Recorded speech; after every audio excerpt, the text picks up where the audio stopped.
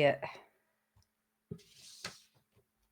Welcome. We're here. It is February 17th, back for another episode of Adventures in Business Live. Mandy, how are we doing? Amani, we're doing great. And I do have some stuff I want to talk about, but better question. Something arrived on my doorstep this morning Okay, and something arrived. I unpacked this, but I did not unpack my suitcase yet. So I appreciate the love. There, look look at at what that. arrived on my Yeah, doorstep, yeah, Amani, just this yeah. morning, just moments Oh, ago. it's beautiful. It's Yeah. beautiful. Yes, So for yes. listeners and not watchers, I'm holding up Amani's brand new book, The Quiet Storm. Hmm. How so this is actual book launch week. Like, is it Yeah. today? Is it tomorrow? Like, what's the Tomorrow, program here? the 18th. Tomorrow's the official day, but people have been getting Okay. their books earlier, like you, so that's good. So it's on. Here we go. You look nervous. It should be so exciting. I always tell people, when you're doing the emojis, you have the emoji with the guy with his head exploding or whatever, that emoji. That's how I feel. Because we're here still doing a lot of work. But I'm excited, I'm relieved, nervous, tired, all of the emotions. But it's great. It's Well, great. you've been on the news all week. You're all the Las Vegas news. Yeah. So you're hitting your local town spots. What are you learning from your morning spots that you've been on? So this is the first time I've ever done any like local news kind of spots for any like TV shows or anything. And what I learned is that you really have to come in and make sure you make your point quickly. Get your points in, what you want to communicate very quickly. Expect them to ask you questions that might be a little bit different. The Fox one threw me off a little bit, but we actually went a minute and a half longer because he was so into it. Yeah. So that's what I learned. But the books resonate with everyone because they're like, oh, I could talk about this with you for days. Even the CBS guy, he was late getting to do his next bumper. Like coming up next is weather with this. He had to run over. He said, "Don't leave." He had to run over, do his little coming up next. We have weather with Jim, and then after that, we'll highlight this car accident that happened on the 15. And Oh, then he yikes. raced back over to keep talking to us. So it was funny. Amani, you're disrupting the whole show. I love it. It's great. Yes, That's I am. great. Yes, I am. So appreciate the support. You'll see me going live all week on like Instagram and sharing different interviews and stuff. And yes, here we go. Well, I know we talked about it in the interview last week, but it is a great book, and if you haven't bought it, buy it. It's fun. I don't even like R&B music, and I learned so much about the music that I like because it Yes, all stems with R&B yes, groups. So yes, thank you for yes. writing it. Thank you for doing the research. I know 4.5 years is a long It's a long, yes, time to put together. yes. So But you're welcome. Thank you for reading it. I think this is a good segue because you mentioned disruptor. So we have a disruptor with us here today. Why don't you introduce our guest to us and we'll kind of get our interview going. we have a disruptor. We have a wonderful disruptor in the best of ways. We have somebody that has been in the travel and hospitality business through all sides, through meeting planning, through educating, through third party, through agency, through NPI, through incentive travel. And she's now the CEO of Society for Incentive Travel. I used to say executives, but I always mess up the last Excellence. one. Excellent. Excellence. You got it. You got We it. have Annette Gregg with us. Yes. Round of applause. Hi. We're going to give you a round of applause here. Hold on. Let's play it. Woo-hoo. Thank you for Oh, being here, Annette. well, It's thanks good for to having me back. We had a fun chatter a few years ago when we were together in Palm Springs, and so I'm honored to be back on your show. I'm so glad you all still doing it, and congratulations on your book, Money. Thank you very much. We're excited to have you. There's so many ways we could start, but I think I've asked you this before when we spoke at MPIWC. I think we're in Cancun, but and then it continues, and I really admire this from you.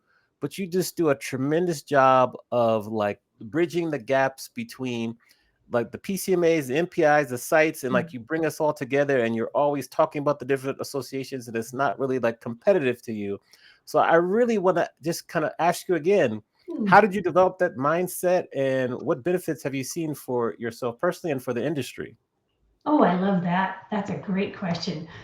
Yeah, because when I first started this job, so I've been in this role for like 2 years and a handful of months. And everybody thought because I came from MPI, that there'd be this weird tension of site versus MPI. But I don't think that serves our industry to think about our industry as a pile of people that belong to one association or the other.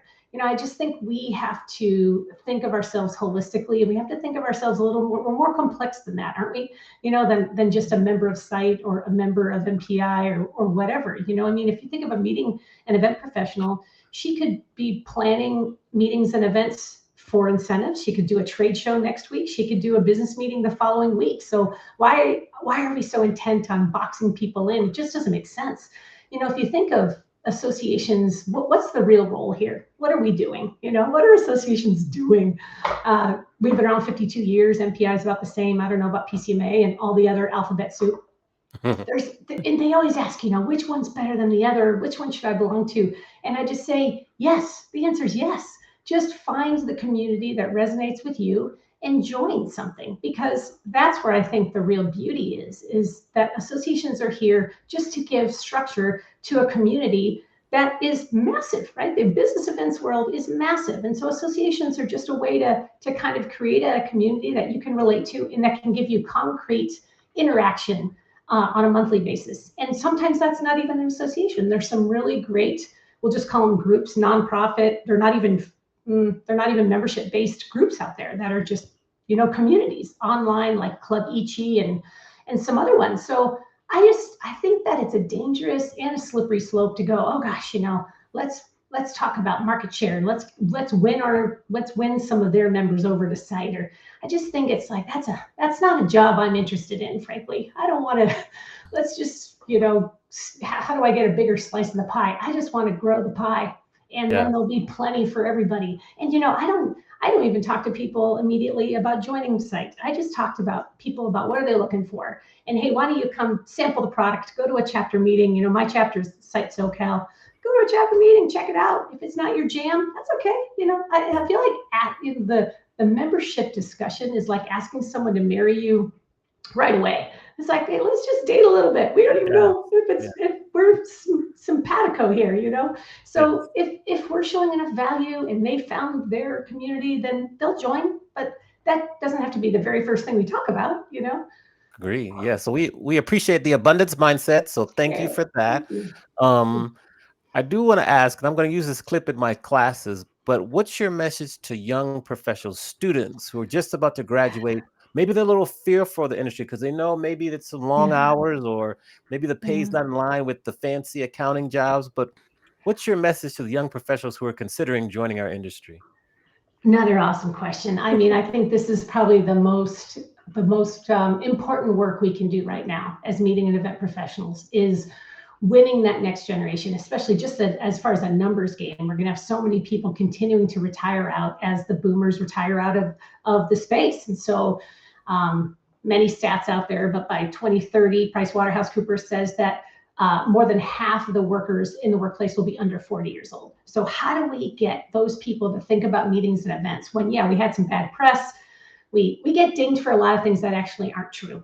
Agreed. What other profession doesn't have stress? There are a lot of professions that have stress. We don't have an undue or unmanageable amount of stress. We can find ways to cope and manage that. You can get paid really well in this industry. I don't know where we got a bad rap about that somewhere down the line. You're not going to be a financial advisor and whatever, but you can make a great living. That's why a lot of us have stuck it out. And third, it's not menial tasks. I think we've all started out in our careers, and I stuffed my share of name badges back in the day and checked housing rooming lists. But my gosh, what amazing experiences we've all had. So I think the charge for all of us, first and foremost, replace yourself. If you haven't won what a young adult heart and mind over to this industry, then I would just question, do you have a compelling case? Like maybe your origin story, maybe you don't want to be in the industry anymore, but replace yourself and then find a way. The second challenge, I think, for everybody is find a way to articulate it in a way that makes sense. We tend to really struggle with the elevator pitch in our industry. And I don't know why that is. Maybe it's so diverse that we can't figure it out. But I taught for many years, Amani, like you at San Diego State, and I'd had to start with like, hey, let's think about Coachella or think about Comic-Con. Mm, I had to give them a place where they can get their head around. And I go, that is, events, guys. There's a professional team behind Comic-Con that gets paid for a living to do that. And it's a trade event, and even though Coachella is a little more of a public event, it's still, we all know this, there's so much crossover. So once I could get their head around like, oh, that, I want to do that. Well, that's what we do for a living, and kind of just talk about the whole variety of things you can do in the industry. So I think it's an exciting opportunity for us to capture that generation. yes, yes. When you mention Coachella, their ears perk up. They're like, yes, I'm in, I'm in, I'm in. So Yeah. done. And then you go deeper and you go, okay, that tequila brand that did the huge activation, that's experiential marketing. Mhm. How fun is that? Another angle of our business. Like once you kind of get down a rabbit hole with them, then like, oh, I get it. It's not just, no offense, it's not just wedding planning, or it's not just sitting behind a front desk at a hotel, right? Like they don't know what they don't know. Yes. Well said. Mandy, over to Well, you. yeah, you got to keep it sexy. I like that. You Yeah. gotta keep it sexy with the stuff that Yeah. people like. I want to hang here for a second because I've watched you model this leadership style for so many years, and I admire it, and I try and do it myself, and I think, what would Annette do in this situation? But I want to share a story, and then I want to ask a follow-up question. Oh. So I think it was like 12, 13, 14 years ago, you were at LPL. So I don't know if that jives with the number that you where Yeah. you're at. I had just started with HPN, and I had asked you, "Hey, can we hop on the phone? Can you just share what LPL does?" Yeah. And like you had a huge role, a huge team, and you took the time with me on the phone to tell me what they do and how they make decisions and what's Mm. important to them. And to me, it was like you never knew if I would help or not. You never knew if I would follow through or go with the bidding process or whatever that was.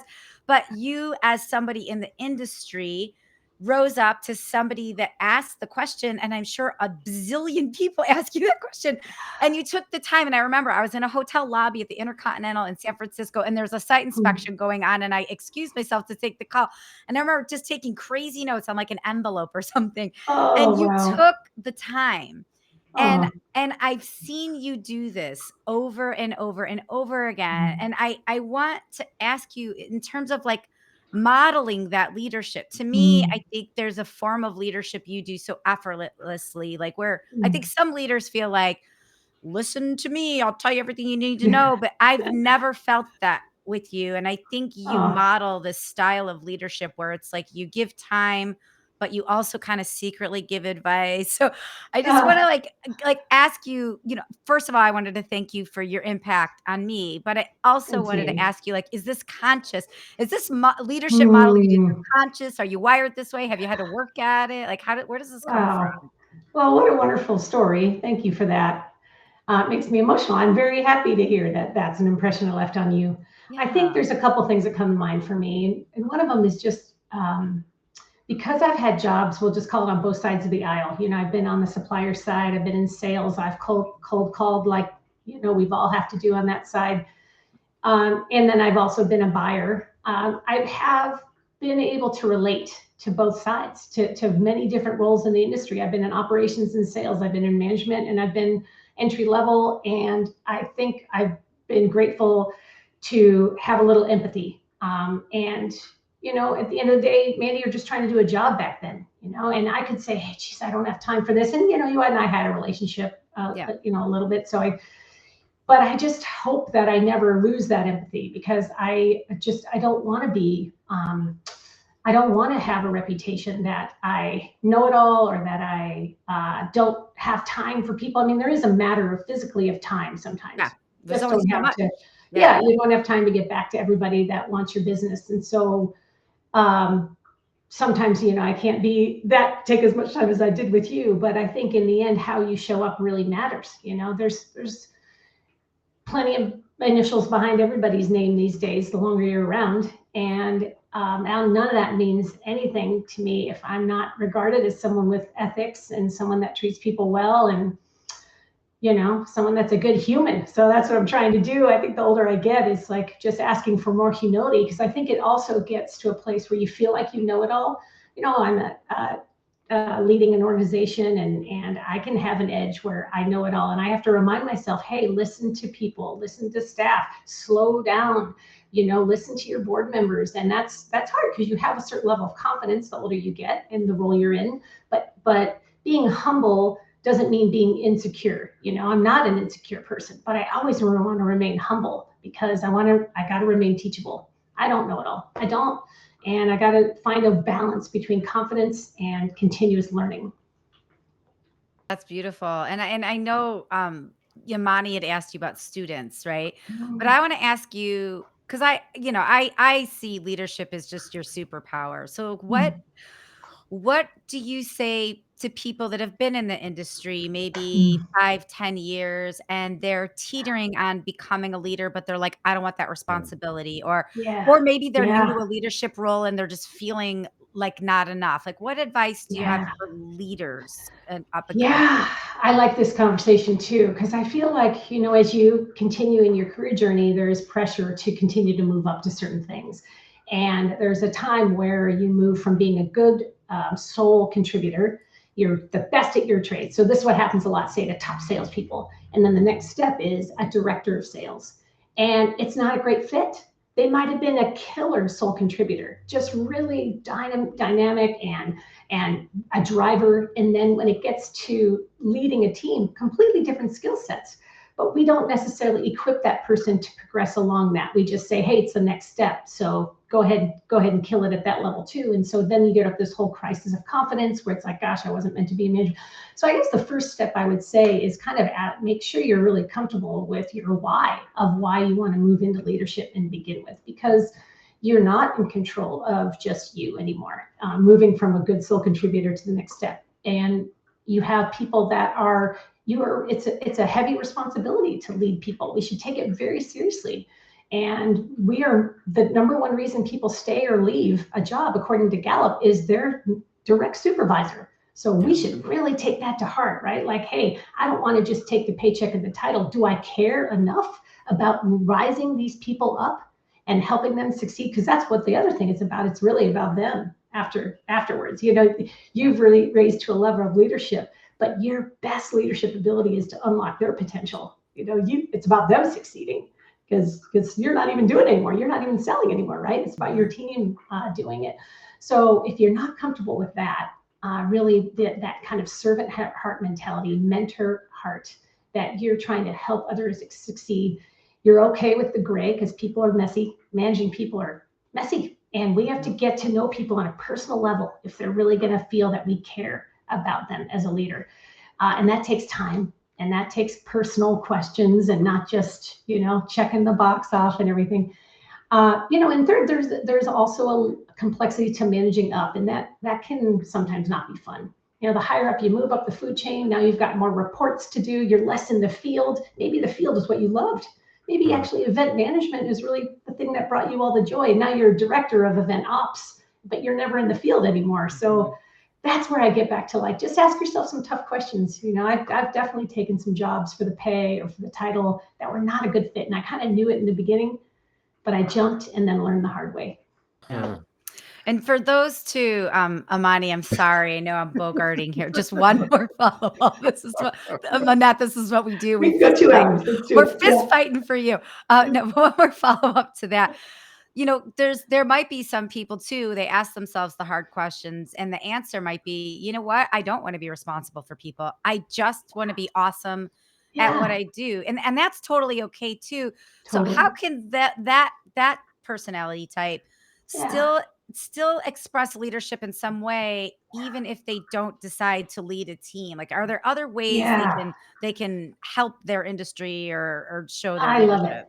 Yeah, absolutely. And I have a lot of friends in this area and this is why, again, going back to associations and getting involved on a volunteer basis, we can all contribute our thought leadership and even our leadership abilities. We're a really good project manager, and we can really guide temp staff or, people on the team to do it, but we don't want to get into the actual direct reports where now I'm doing evaluations and quarterly things and stuff.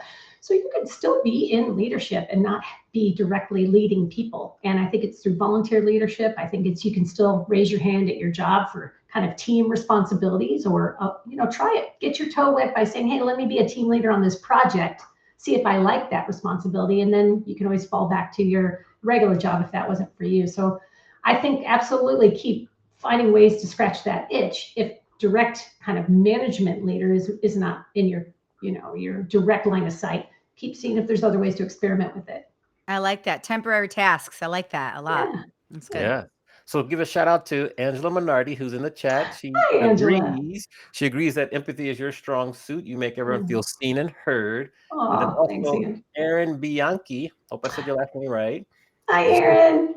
She said she remembers when you brought in empathy exercises when you were at PRA, and those principles have stuck with her, and she shares with her team.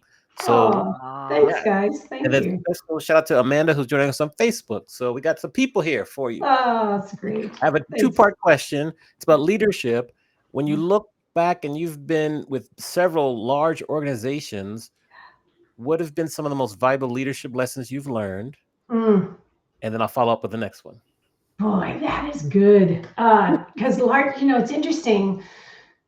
I think that's one of the questions. So I talk to a lot of people about careers, and I ask them questions a lot and say, hey, do you like big organizations? Do you like little organizations? Do you like a lot of structure and to know the plan, or do you like to kind of be an entrepreneur and be in an environment that's okay in the gray? And I think those are kind of critical things to know. And maybe you don't know yet, so you need to try. Say your 20s and 30s, you're trying it. But that's kind of one thing I learned is I'm probably more comfortable in, I'd say, mid-sized to smaller organizations where I have a little bit more empowerment versus so I was a leader in probably the biggest companies like the City of LA and LPL Financial, both $1 billion and big companies, and had some leadership roles, but you're kind of regimented to a certain thing because there's so many resources there, so many great leaders. So for me, I'm a very out of box thinker. I'm a very blue ocean, hey, let's wander down this trail. Let's try it. Let's try some things. And so I need to be in environments that move quickly and that have a lot of ability or opportunities for growth, not just kind of stick in this role and don't look left or right. So that's just some of the things I learned about myself. The settings themselves were fine, but it's the type of person I am in those settings and what I was looking for. But it helped me to kind of calibrate myself along the journey, Very good. Very good. Shout out Deborah McKay. You spoke of LPL. She was like, you two work together at LPL. So very great timing, Deborah. Well done. And Angela Aguilar says hello too. Now, when you look at 2025, in your opinion, what are some of the most important leadership skills that we should be acquiring and really honing in on for this era that we're in currently? Oh, good. You guys are pros. You asked some really great questions. So I have recently heard a word that I love this word. So equanimity. And it's about maintaining calm in the midst of chaos. And, we're in a politically divisive time. And I'm not going to even go into what side you're on because that doesn't matter. But all of us can admit that there's a lot going on right now. Yeah. So how do we, and especially me as a leader, but all of us, how do we remain calm in the midst of all of that? And can we find some degree of focusing on what we can control versus what we can't? Because that is the only way we're going to be able to sleep just sometimes in some of these things. So I'll give you an example. Today I was having a great talk with one of my friends and just about DEIB. And I said, hey, no matter what's happening about DEI programs at corporations, it doesn't let us off the hook as humans, right? So I don't care if I work for a company, which, site didn't do this, site's moving forward with their community or what have you, but say you work for a company where they disbanded that, their DEI program. Now, me as a worker or an employee in that company, I should still be conducting myself in a way that's inclusive, a way that is trying to bring awareness to my own bias, a way that I am creating a diverse team, hiring a diverse team. So some of these things, I know they're very startling, but I'm going to keep doing what I'm doing because it's what I believe and it's what I have control over. So I think that in the midst of chaos, any kind of chaos, like we have to focus on what are the things I have control over, because I don't have control over most of what's going on, right? But I do have control over my own actions, who I surround myself with, the kind of input I have coming in, how I ground myself, as a woman of faith, and how I ground myself every day. And, that's what I have control of. And that helps calm the noise for me. Nice. Thank you. We got Sarah, one of my students here. So Sarah, I'm going to introduce you to Annette. You should meet her. Yes. She says DEI doesn't start with a company. It starts from within. So she agrees. So thank you. Mandi, I'll kind of tag you. You're it. Well, I got it. I gotcha. I want to hang here for a minute because you said something several years ago about when it comes to incentive travel, or when it comes to any sort of travel for meetings and events. There was a lot of discussion about different people not wanting to go to different states because of policy, right?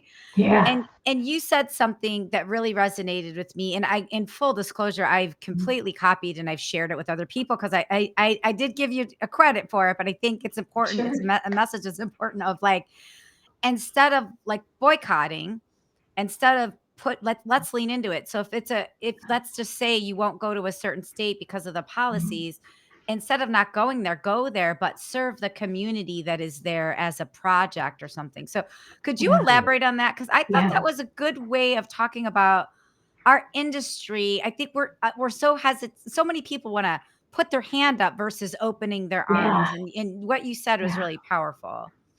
Yeah, it's a complicated one, right? And to give credit where credit's due, this is Destinations International's viewpoint is, hey, let's not boycott destinations. The people that serve the hospitality industry, the meetings and event industry, they need our conferences, our conventions to continue to come through those cities. And just because they live in that town or that state doesn't mean they agree with its politics. So let's not take money out of their pockets by not holding our conference there. So that being said, your attendees have to feel safe and wanted. I mean, there's definitely decisions we've made in my seat where it's, hey, we're not going to take a meeting there because there's a law in place where one of my people that, could get arrested. So we can't do that. We cannot put them in harm's way, but that's an extreme example.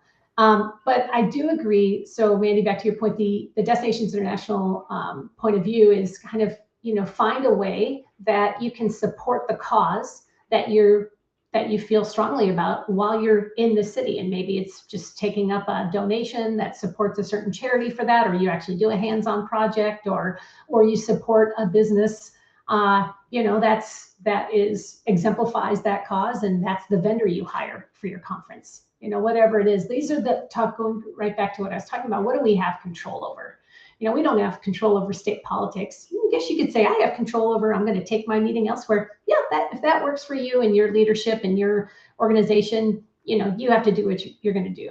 And I know some companies have done that and they're trying to make a statement.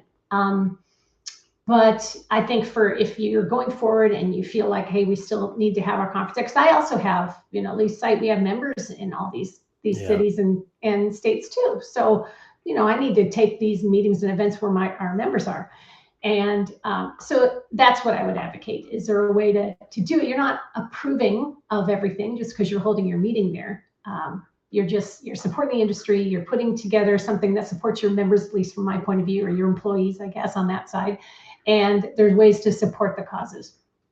I love that. And then I want to hang here. I want to hone in on incentive travel. So what is the state of incentive travel, and what are some things on the horizon we should be paying attention to as we travel? Yeah. Well, incentive travel is doing really well, and I think it's for multiple reasons. I think that reward and recognition is kind of at an all-time high with these internal stakeholders, with corporate, they're the ones who really ultimately hold the purse strings. Employee retention and recruitment is the number one problem keeping everybody up at night with these back to work and back to office initiatives. And there's just employee turnover. Another Gallup poll said 51% of people that responded to the poll will leave their jobs this year. So it's just a massive disruption. I mean, look left, look right. One of them is not going to be your coworker this year. So that's just a lot. of disruption when you have that much churn in your employees. And so we're seeing a lot of support for incentive travel to continue to be one of those tangible rewards that employees really do value. So we have a couple surveys that we do, but one of them is of the CMOs or the CSOs or the CROs, the people that hold the purse strings on the corporate side. And they're all saying, 76% said it's critical to our reward and recognition program. We will continue to fund it, continue to grow the budget, increase the budget for that. And I think the second reason we're seeing an increase is that it's extending beyond kind of the traditional reward is for the sales team, or in multi-level marketing, say, your top seller for Herbalife or what have you, Amway. And it's going now to, let's reward other types of people in the organization. Maybe, a peer recognized person gets it, your coworker of the month gets it, somebody in HR. So that we're also seeing an increase in using these incentive travel programs to reward non-sales. Again, back to like, hey, this is a tangible thing. People really, it actually just, it hits, has a bigger impact on the employee than a money thing, than saying, hey, here's just an X $1,000 bonus. We're actually going to take you to this trip so you can experience that with your spouse or your partner. And we know that's experience economy from way back when. Those tangible memories just weigh longer. They stick in their brains. They have a heart connection, more so than money you're going to spend and forget all about. So it's a good place for us right now.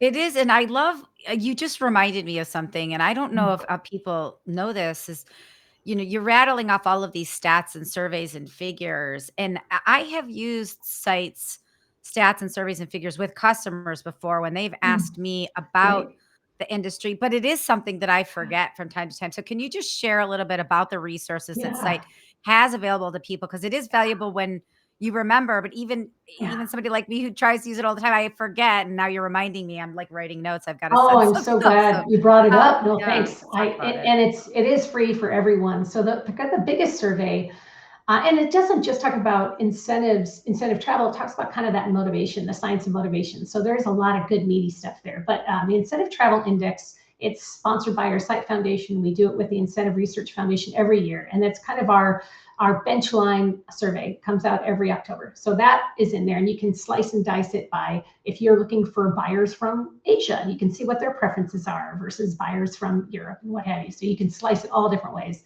And then we have some other surveys that we've done just at site that, again, I mentioned the corporate stakeholder one, but we've also talked to corporate meeting planners, and what are called IT and ME survey. That's recent, all last year. So what are the trends they're looking at, and how are the design trends shifting?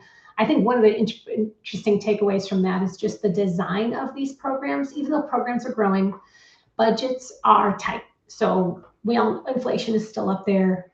There's also a demand for these types of resorts that we all want to go to, incentive travel, because business travel is fully back. So everybody wants to go to that nice, 4+ star resort. So all of that's driving prices up. And so what we're seeing is some design trends shifting. And there's also the demographic shift that's causing design trends, because some of these, this is all in the data that you can get for free, but so many of our qualifiers, the participants, are younger. So now we're seeing a shift in more free time in these incentive travel programs. So it's a way for people to save money, also to say, hey, we're going to give you Tuesday afternoon off. Why don't you just go into Tulum and enjoy the community yourself? But it's also what the younger qualifier wants, is like, hey, I don't want every single minute of my incentive program. I want to go out on my own. So those are also some things that are pulled out in the data as just some design shifts, which I think are really interesting. And the shift toward authentic and immersive and locally owned, all that is really exciting for us, and just a way to give a little refresh to some of these legacy incentive programs. I love that. Thank you for the reminder. If we could stay with the data, I'm curious in terms of trends that are out there. What are some trends within both the incentive industry and then overall meetings and events in general that you really are keeping your eye on? Like, I'm going to keep my eye on this one. Yeah, well, I think I touched on a couple of them, and one, I'll stick on incentive travel first. So incentive travel now, post-pandemic, we're probably in the 4th year of cycling. And right out of the gate, the very first one's back. Our side of the business rebounded pretty quickly. because you can't really do an incentive program online. You could still do a business meeting online for a year or two, but you couldn't do an incentive program. So as soon as people felt safe, they're getting their rewardees back, their top performers back out there. But they were staying close to home. So Mexico's never taken its foot off the gas pedal. It's really, even through COVID, it's just done extremely well. Caribbean, the safe kind of fun and sun that people knew. Those were the first kind of 2 years of cycle of location choices right when we came out. But now what you're seeing, our data is showing that now people are willing to take their programs to those destinations they've never tried before. So for anyone that's in a spot where it's like, gosh, we have this great property, it's hard to get to, or it's a longer flight, or it's one of those bucket list destinations, now's the time that these corporations are looking at investing in those, because they've been through a couple of the cycles of the ones we've been to before. So we're also seeing cruises come way back. I think predictions this year is cruising is going to be at all-time high again. So that's back with a vengeance. And then all-inclusives are very, very on the rise. And that's because if you saw that, Hyatt took over another suite of all-inclusives. So it's kind of this land grab. Hilton has a whole bunch of all-inclusives they're doubling down on. Hyatt just bought another portfolio. But all-inclusives make the planner's life a lot simpler with that food and beverage savings. And with costs rising with everything else, or at least at a high plateau, that is one way for them to stabilize their budget. So we're seeing those very popular right now. And that's probably why cruising too is up there.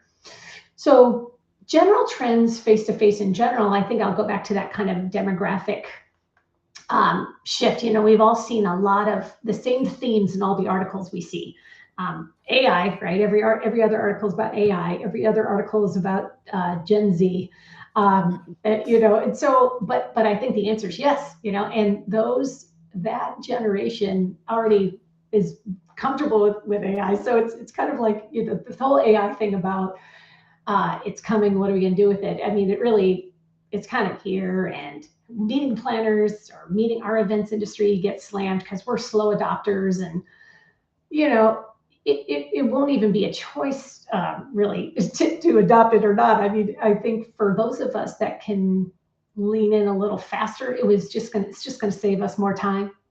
I don't think we're going to be obsolete. I don't have the fear-based thoughts that a lot of people have, but some of our tasks that are a little more rudimentary could be taken over by AI, but we'll always have that ability to add that higher level thinking. But then, so really embracing that and making it somehow a tangible, easy way, if you're going to incorporate it into your meeting or incorporate it into your educational sessions, all about easy, quick steps people can take now, because it's an overwhelming topic. Just like sustainability tends to be an overwhelming topic for busy meeting professionals when they're like, oh, it's just another thing I got to think about. And it's like, these things need to be woven in. So it's just part of the equation. It's not like a hotel has the ability to do a sustainability program or not. They're doing it. They're mandated to do it. They're doing it. And it's saving them millions of dollars because they know how to conserve things and what have you. So, I'd say start with, if you're overwhelmed by some of these new trends, start with the ones that are already doing it, and just create a way to slowly make it part of the fabric of how you do everything. But then the second trend, the millennial or the younger generation, Gen Z, I think this is the real opportunity for us to look at how we are designing the agendas. You've read a lot about keeping more open space. This another Gallup poll, or I forget if this was Gallup, but 73% of Gen Z said they feel lonely some or most of the time. So we have a loneliness epidemic with that younger generation, because they were raised on gadgets, and then they got locked down for how many years, and they missed out on their high school and college, and now they work remote. So we have to find a way to design interactions that can ease them into this. It's easy for me as an extrovert to walk into a ballroom with strangers, and I've had a lot of time to practice. But every 24-year-old, how do we make it easier on her so she's not scared out of this industry after 1 year? So I think we just have to take a step back and look at how we design for for someone that grew up differently than how I grew up, in the industry. Yeah. And that goes to the whole big discussion about your brain and how your brain needs a break and what's going to fuel your brain for better retention and all that kind of stuff. But again, I think it's fun. I think it's a fun opportunity to reinvent. I love it. I love it. So Angela wants to know where we get those stats. So if there's a place where I can link the stats, go ahead. Yeah, it's just siteglobal.com, and I think it's /research, and that's Okay. the landing page for all of our Yeah. studies. All right. Yeah. I'll link that. Thank you for asking, Angela. Now we've come to the point in the show where we flip the script. Okay. Yeah. So we let you ask both myself and Mandi any question you like. So Yeah. who do you want to ask the question to, and what is the said question? All right, Amani, I'm starting with you because I have a heart for students too, and I know you're such a wonderful instructor over there in Fullerton, or you might be a professor now, I'm not sure. But so my question for you is, what makes you hopeful as you see these students come through, kind of this next generation of our industry? What makes you hopeful? I love this question. What makes me hopeful is that we continue to get more students that are interested. They're engaged in the instruction. They ask a lot of questions. They're really active within the clubs on campus, particularly putting on their own events, having guest speakers, getting alumni, and they keep showing up. They ask good questions, and they are really, really like interested. But really, like, I'm so glad you mentioned Coachella, because that's the areas that they're interested in. Is like they understand. Oh, I want to go work the Grammys. That's the event I want to work. I want to go work the MTV Movie Awards, or I want to work Coachella. And so they understand that those qualify and count in our industry, and that's a great sign, I feel. Yeah. Oh, I'm so glad. And I think you're right. I mean, some of our budgets on the corporate side are even bigger than ones I've ever worked on the public event side. So there's a lot of potential there. But no, good. I'm hopeful too. I think it's a generation that gets dinged for the wrong reasons, like I said before, because they're very at least the folks that I've talked to, they're super personable and eager, and they want to work hard, and they just work a different way. Yes. So Exactly. Yes. good. I'm glad to hear that. All right, Mandi. So for you, I know you are someone who is very goal oriented. So when you think about 2025, what's a personal goal that you've set for yourself this year? Oh, well, I'm going to be 50 in August. Okay. So actually, last August, I set a goal for this August. I'm calling it the Best by 50. So BB50. Love it. And I created, I like a system. We talked about that in the beginning. I created these little buckets. So 6 buckets of little things, just micro actions I've been taking once a month that go towards this. So the buckets are, so I want to feel best by 50 in nutrition, physical, spiritual, emotional, business, and finance. Awesome. So every month at the beginning of the month, I have it's a mini goal. Like an example of a mini goal is like a breathing break every 90 minutes, a 5-minute breathing break, right? Or not eating past 7 o'clock. Like every month since August, I've done these little things, and I have a little spreadsheet, and Amani and I talk about it sometimes too, when people are like, what's going on in your world? I'm like, I'm just living BB50 right now. I'm just chipping away. This is what it's really important to me, and I feel really good, and I am not as anxious as I normally am, and I am breathing better and sleeping better. So that's like my personal goal. I'm just like literal micro goals, just chipping away at until August, and hopefully I keep at it. Yeah. That's wonderful. Yeah. It's small things, big impact in the end. That's awesome. Small things, big impact. Yeah. Well, while we're here, I want to ask you about just wellness and balance is such a silly word, but just, our industry, it can consume us if we let it, right? So like being a mom, being a wife, being a great friend, a family member, like how do you manage your world in a way that keeps you well and healthy and balanced? And we're not all well and healthy, balanced 100% of the time, right? But like, what are some of the tactics you do for yourself? Yeah, it is always a work in progress, right? I mean, we're not really going to master, but I don't feel like a very stressed person. So I kind of feel like if you have a wheel in your life, I think for me, I try to pay attention to a lot of different pie pieces. So one is definitely spiritual, one is physical, one is emotional, and kind of being in community, make sure I'm not, head down and isolating myself, which is easy to do. And kind of last one's probably professional. So I think I try to pay attention to every one of those every day, and I'll know if I'm out of whack, if one of those is taking over too much. But if I can touch and keep them somewhat, I won't say balanced, because you're right, that's an anomaly. But if I can give attention to each of those areas every day, and even sometimes it's back to a system, like I'll schedule in prayer and meditation time, I'll schedule in a workout every day, but I got to do that. That's just my system. But if I can make sure, I'm doing that, then it's worked out pretty well. I like looking at it like a wheel. I hadn't thought about it that way before. If you're doing one more than the other, then you're out of whack. Like, because I don't think we pay The wheel attention. gets wobbly. Yeah. Or we don't pay attention to ourselves enough in that way, right? We sometimes we Right. think about what we're not doing, but we're not thinking about what we're doing too much of. So I like Yeah. that visual that you just gave. That's really helpful. And sometimes that's going to be inevitable. Like if you're in a busy time at work, that's going to be a bigger quadrant, turn into a more of a third than a fourth, but just making sure that doesn't stay there, and you can get back when you can get back, and take retreats, and maybe that side, or a friend's weekend or a family getaway is going to be more of a pie piece. So, but I think it's important to just have it on the radar all the time. Yeah. Love that. Yeah. So we're gonna head back up north to Okay. Berkeley. We're gonna go to Berkeley, Yes. Northern California, the Cal Yeah. Bears, Berkeley Cal Cal Bears. Bears. Yes. And we run into Annette. We could run to Annette right as she's graduating from college. Yeah. And you're gonna share some advice based on everything you've learned about life so far with your younger self. What advice would you give your younger self? Yeah, that is so tricky, isn't it? I just say,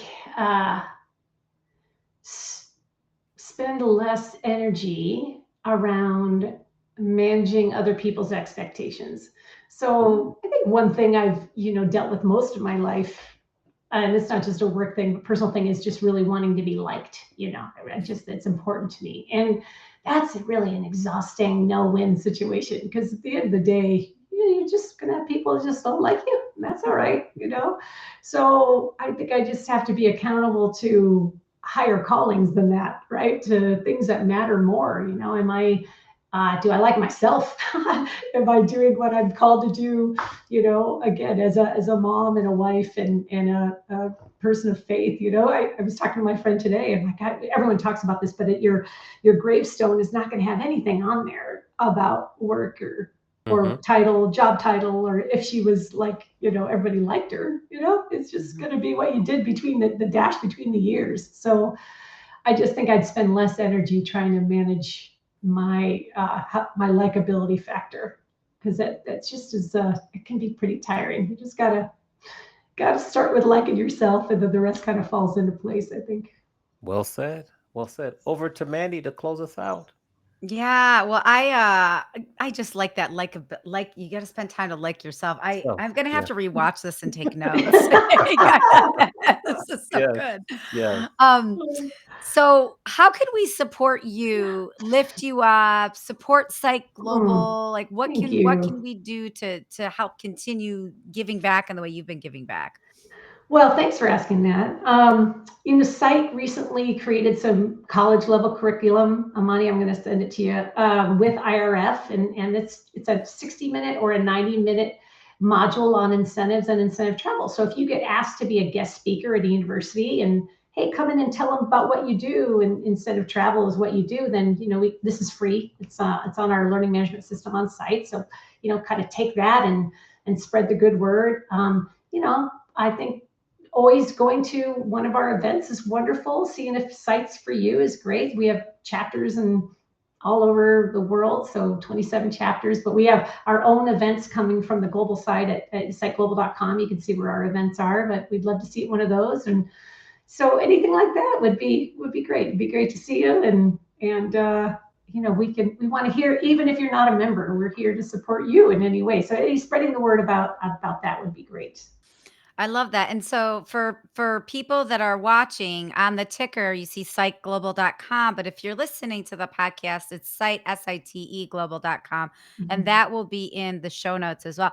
So with that, if you're okay, I'm going to give the site SoCal because that's my chapter. I'm going to give a little Yeah, plug for an event they have coming up. So March sure. 11th at the Sheraton San Diego, which is my story of origin hotel from 25 years ago.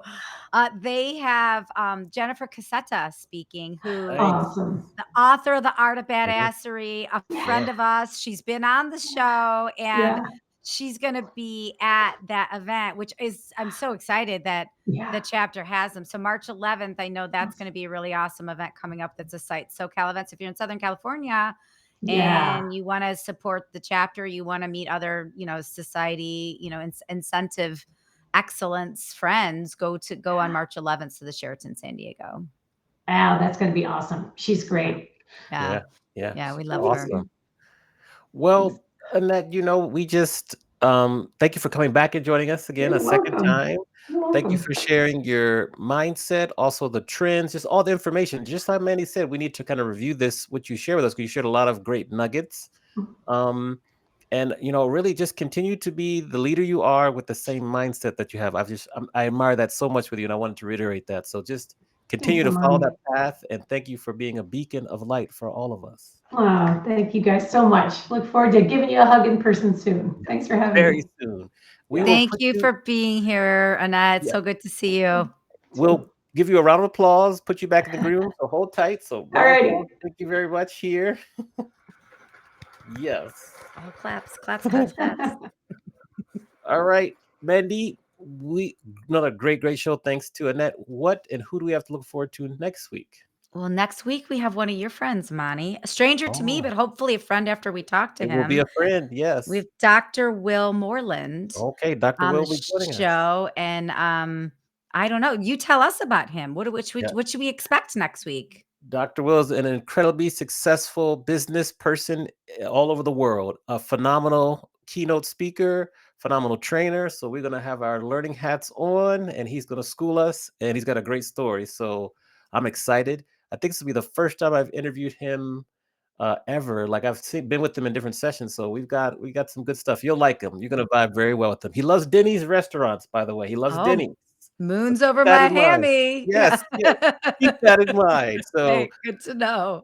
with that, thank you all very much for watching live. Thank you for everyone in the chat. Good to see you, Sarah, Angela, all of our people. If you're watching this on replay, make sure to rate, review, and subscribe on the platform that you're watching on or listening on. We appreciate the support. And with that, we will see everyone next week, 4 p.m. on the East, 1 p.m. on the West. And Mandy, happy book launch week for me. Happy book launch week, Yes, Amani. See you yes. soon. Thank Bye, you, everyone. everybody.